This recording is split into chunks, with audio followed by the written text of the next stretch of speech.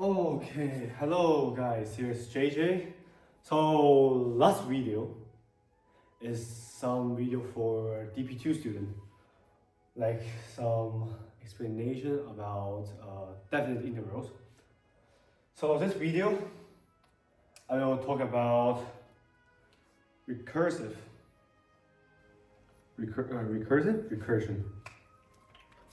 This video is for both students who study math and study computer science.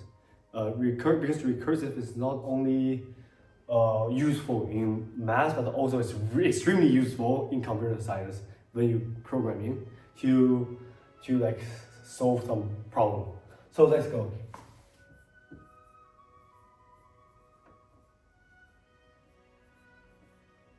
Recursion. Okay. Recursive is adjective. Recursion is noun. Okay. Yeah, my English is not very good. Sorry. Okay. Let's continue. So what is recursive? So there's a really good example. So I don't know if this video. Remember this video? It's like doesn't matter which grade are you in right now. All of you can understand. For example, okay, it means factorial. Factorial, it means the number before the what's the name of the mark? Let me check, sorry. The integer before the exclamation mark time till 1. So according to the definition, 1 time to 1. Okay, there's only one integer. So it's equal to 1. 2 factorial exclamation mark is equal to 2 times 1, which is equals to 2. 3 factorial is equals to 3 times 2 times 1 equals to 6. 4 factorial is equals to 4 times 3 times 2 times 1. You guys can try to use calculator by yourself. You can, type everything by yourself. 4 times 3 times 2 times 1. 4 times 3 times 2 times 1. Okay, it's equal to 24. Okay, so let's calculate 5 factorial by using the definition. 5 times 4 times 3 times 2 times 1 is equals to 5 times 4 is equal to 20, 20 times 3 is 60, 60 times 120, like that. It's not that efficient, right? I mean, if you guys do not cheat and just type everything into your calculator and calculate the factorial, it's so slow. I mean, what if you have to calculate 100 factorial? Do you have to type this 100 integer and the 99 times mark? Obviously, it's not efficient. So what can we do to make it faster? So you should find a pattern. Let's using 4 factorial. Good morning. Let's using 4 factorial and 5 factorial as an example. So let's look at this. 5 factorial is equal to 5. Then times 4 times 3 times 2 times 1. 4 factorial is equals to 4 times 3 times 2 times 1. So what can we get? 5 factorial is equals to 5 times 4 factorial. Like that. Then let's look at, let's check. 6 factorial is equal to 6 times 5 times 4 times 3 times 2 times 1, which is equal to 6 times 5 times 4 times 3 times 2 times 1, 5 factorial. And right now, because we know 5 factorial is equal to 120, therefore 6 factorial is equal to 6 times 120. You see? If we using this way, and if we know the previous factorial, So we can just use the previous factorial times the new number. So I mean 6 factorial for 5 factorial, 6 is a new number. So we use new number times the previous factorial. Okay, it's much easier because there's only 1, 2, 3, 4, 5. You only have to type 5 at all. 6, because you have to enter equal mark. Right? So 6 and 120 is equal to 720. And later on, 7 factorial will be 7 times 6 factorial. So it's 7 times 720, which is wait, 4900 plus 140, which is 5040. Okay. Right? So at the end, we can find a pattern. N factorial is equals to n times n minus 1 factorial. That's what I meant. If you know the previous factorial, so you can calculate the next factorial. Oh, by the way, it's really interesting because, guys, if you let n equals to 1, what will happen for left side? 1 factorial is equals to right side 1 times 1 minus 1 factorial. 1 factorial is equal to 1. 1 times n is equal to 1 times 0 factorial. So 0 factorial should equal to 1. So that's why. Using this way, we will find that negative 1 factorial is undefined.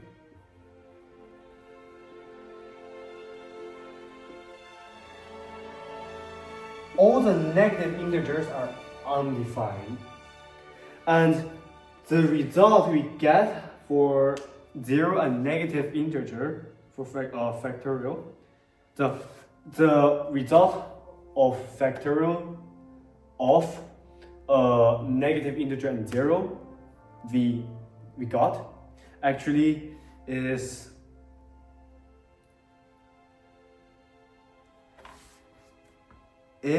analytical continuation result. I don't know if the translation is correct. So basically, according to the original definition, the factorial only work in positive integer. However, using this formula to extend the domain and also range of the factorial function. So it's like that.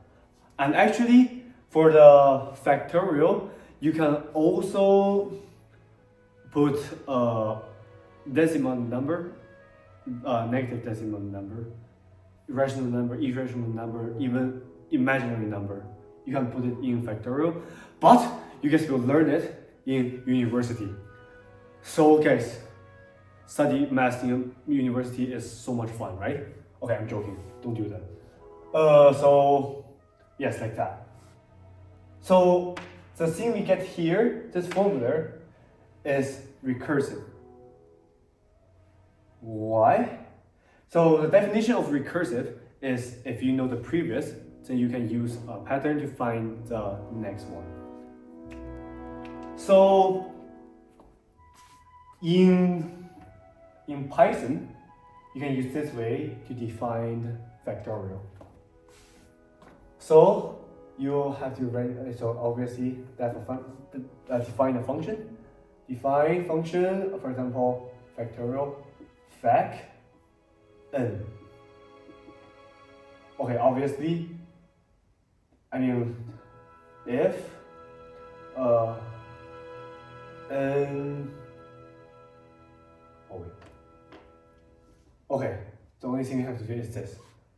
If n equals to 0, okay, wait. It's a syntax problem, mistake. N equals mark 0, then return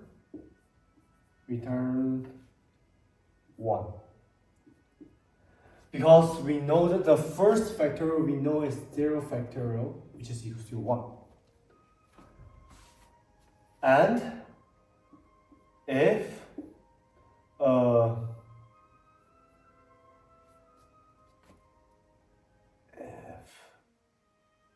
n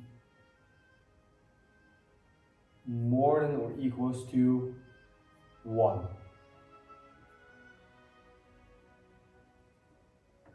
wait, I shouldn't write it like that, like a math way. So like Python is like more equal 1. Then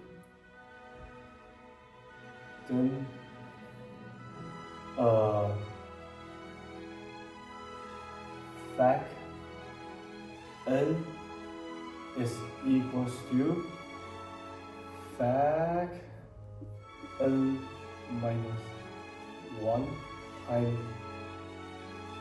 time n. Then that's it. You can try to run this code on computer. I think there's a small thing you have to fix this by yourself. I mean, it's a word. I know how to fix it.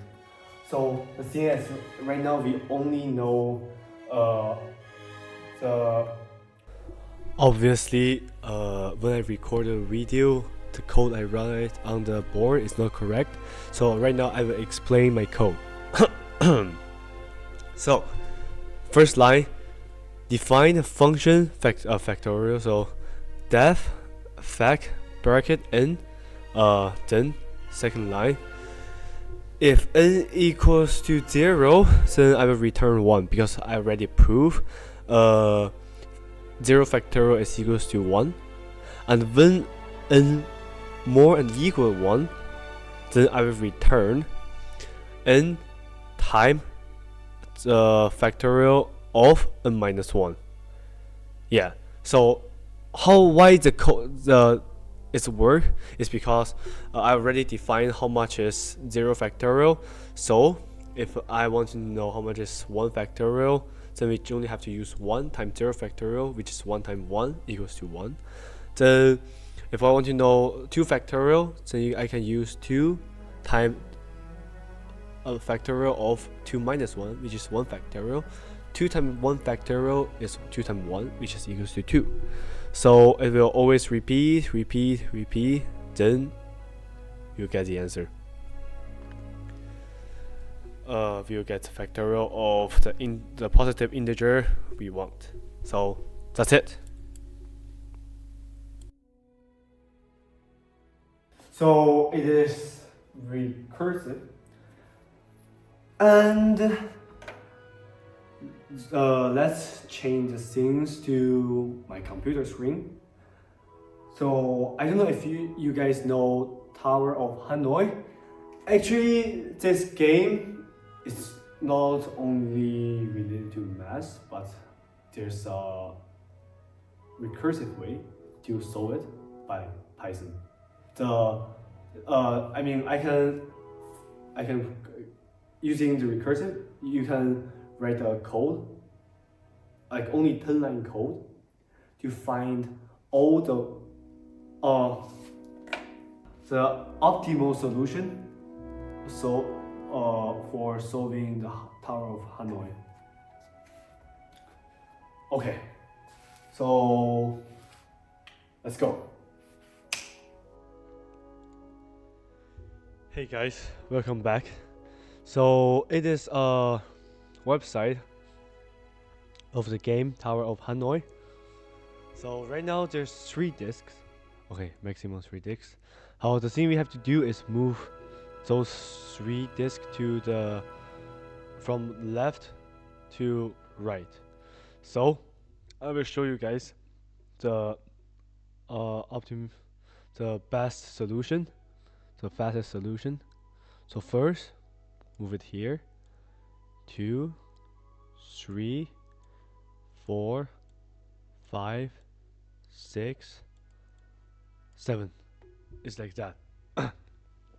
Then let's do 4. So how is Tower of Hanoi like related to our topic, recursion. So look at this. So if we ignore the the biggest disk, the new disk, we only focus on this first three. Actually, we can use this similar way to move this three to the middle one first, then move the last one to the right, then use similar way to move this three from middle to the right. So look at this. So remember, when we solve 3, we have to move the smallest to the right first, then move second biggest to middle, then move the smallest to the middle as well. So for this, it's a little bit different. So first, we have to move first one in middle, second smallest in the right, move the smallest to the right one, then move third smallest in the middle, the smallest to left, the second smallest to middle, then like that.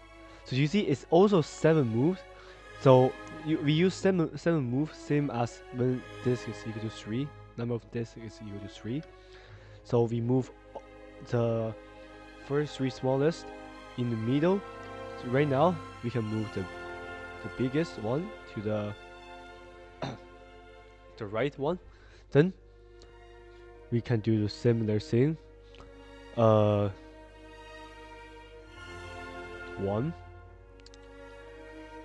2, 3, 4, 5, 6, 7.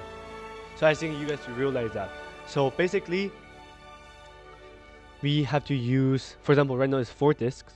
So we have to use the solution we used to solve for 3 disks, which is 7 moves, to move like first 3 disks into middle, then move the biggest to the right, then move this 3 to right as well. Use same like solution for the 3 disks. So like that. So it is recursion, obviously, because yeah, I don't know if you guys get the point. Basically, for this 3, we move to middle, then biggest move to right, then first 3 from middle to right. So actually, we can use Python to solve it. Okay.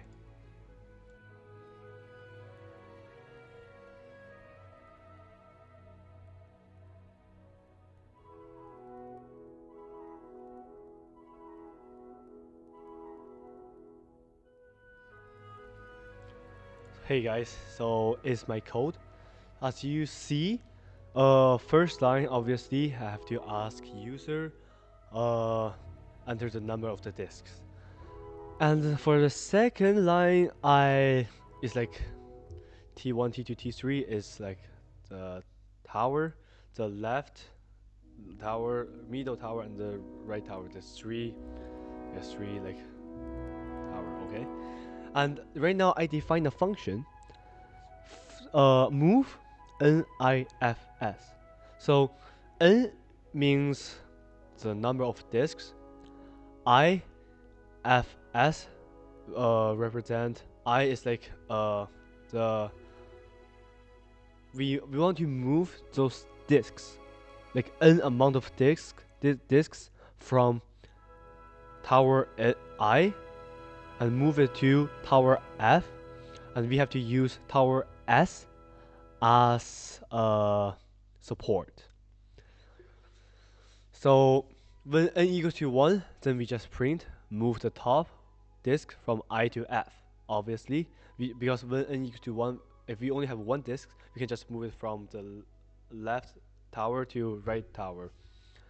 When n more or equal to 2, we only have to first move like n minus 1 amount of disk from I to the support tower and use final tower as a support tower. Then print, move the top disk on I to F. Why? So move the top disk. So after the move n-1 amount of disks to from like T1 to like T2, we have to move the top disk from T1, which is the biggest one, to the final, the T3. Then we have to move this n-1 amount of disk, use like n-1, just the way we use for n-1 amount of disks, from support tower, which is T2, from T2 to T3, and using the T1 as a support tower. Therefore, we can, at the end, we can like use this function, move a number of the disks from T0, which is T1, to T3, and using T2 as like support tower, like that. So we can try the code. Okay, so let's try. First, we have to run the code, enter the number of disks, and they should, for example, I want to try 5. Okay, let's do it. Move the top disks of T1 to T3. Move the top disk from T1 to T2, from T3 to T2, from T1 to T3, from T2 to T1, from T2 to T3, then from T1 to T3. It's 7 moves, same as when the disk number is equal to 3. Then top disk from T1 to T2, T3 to T2, T3 to T1, T2 to T1, T3 to T2, T1 to T3, T1 to T2, T3 to T2. Okay, so look at, it's really similar, right?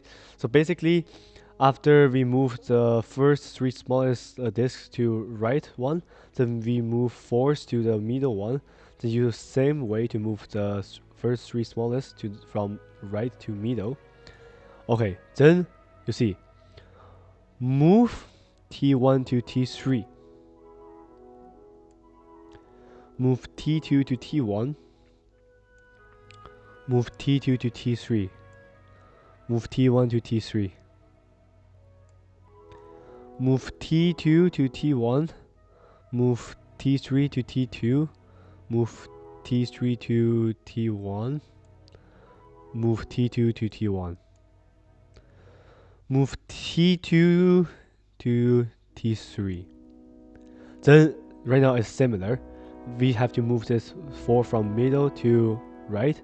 Right now we already moved the second biggest disks to right. Then we have to move this 3 to the right. So okay, it will be 7 moves. We can check. Same as 3 disks. Okay.